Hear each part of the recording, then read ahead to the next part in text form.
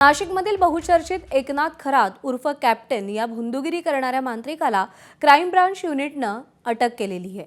या मांत्रिकानं गुंगीचं औषध देऊन एका महिलेवरती बलात्कार केल्याप्रकरणी नाशिकच्या सरकारवाडा पोलीस ठाण्यात गुन्हा दाखल आहे। या गुन्ह्याच्या अनुषंगानं एकनाथ खरात उर्फ कॅप्टन याला पोलिसांनी अटक केली आहे। पोलिसांनी 58 व्हिडिओ जप्त केल्याची माहिती मिळते आणि या व्हिडिओची सखोल तपासणी सुरू असून यामध्ये अनेक धक्कादायक बाबी समोर येण्याची शक्यता आहे। दरम्यान या प्रकरणात भोंदूगिरी करणाऱ्या एकनाथ खरात उर्फ कॅप्टन याची सखोल चौकशी व्हावी अशी मागणी अंधश्रद्धा निर्मूलन समितीने केलेली आहे।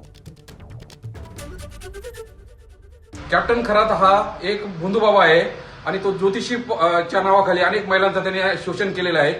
अनेक राजकीय व्यक्तींचं त्याला पाठबळ आहे। माजी मुख्यमंत्री सुद्धा त्या ठिकाणी येऊन गेलेले होते। काही मंत्र्यांचं सुद्धा त्याला पाठबळ आहे।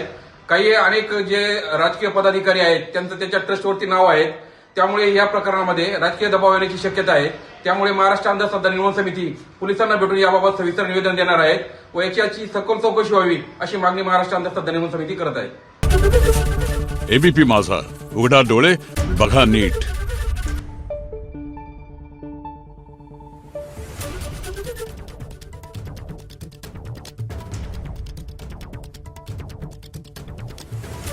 Thank you.